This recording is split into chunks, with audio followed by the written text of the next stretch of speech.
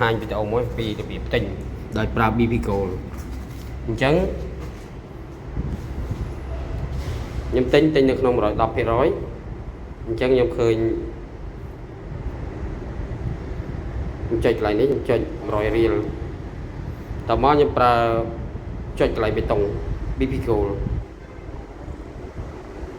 nó bây giờយើងដាក់100នេះមកវាស្មើនឹង100 BPV 100 BPV ហើយការយើងចុចប្រើ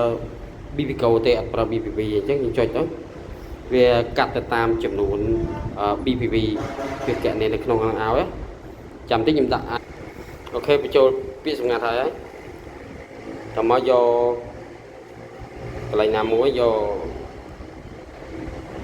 កន្លែងណាក៏បានដែរឥឡូវយកនេះមានអត់អូខេចុច confirm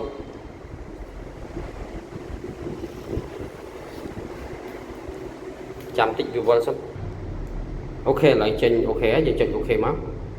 បន្ទាប់ពីយើងចុចទិញហើយយើងចូលទៅក្នុង transaction យើងមើល BPCO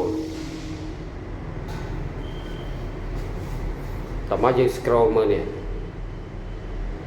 គេដាក់បានដោះដូរ